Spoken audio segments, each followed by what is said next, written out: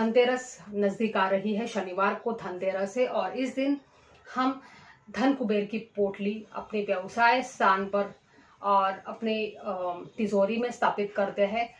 मैं तो कहती हूँ कि हर एक परिवार के लोगों को अपनी खुद की एक कुबेर पोटली बनानी जरूरी है, क्योंकि सबको आवश्यकता है इन दिनों में कि अपना खुद का जो धन है वो सुरक्षित रहे।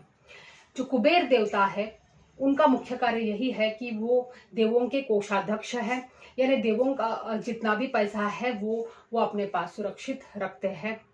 तो इसके लिए उनकी खास पूजा अर्चना की जाती है इस दिन, और लक्ष्मी माता के साथ इनकी जो पूजा अर्चना की जाती है वो कभी भी असफल नहीं होती।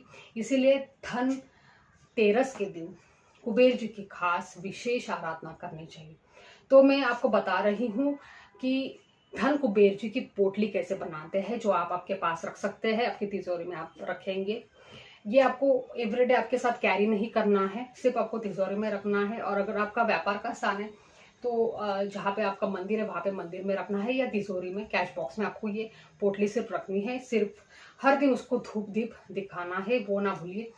तो आपको बहुत सारे अच्छे परिणाम मिलेंगे।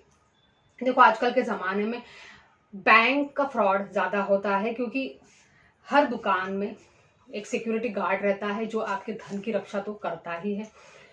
तो आजकल के ज़माने में बैंक के फ्रॉड भी बने रहते हैं, और इसके लिए इन सारी चीज़ों से बचने के लिए आपको धन कुबेर की पूजा करनी चाहिए। और ये जो पोटली है ये मैं आपको बता रही हूँ कैसे बनानी है।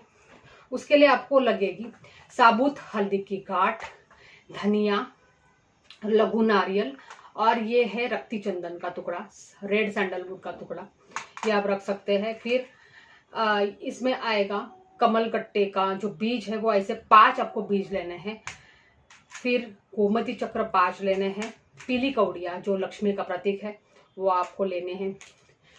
फिर ये है सफ़ेद रत्ती, और लाल गुंजा भी कहते हैं या सफ़ेद गुंजा भी उनको कहते हैं, तो ये भी आपको रखना है। लाल गुंजा भी आप रख सकते हैं और सफ़ेद गुंजा भी रख सकते हैं।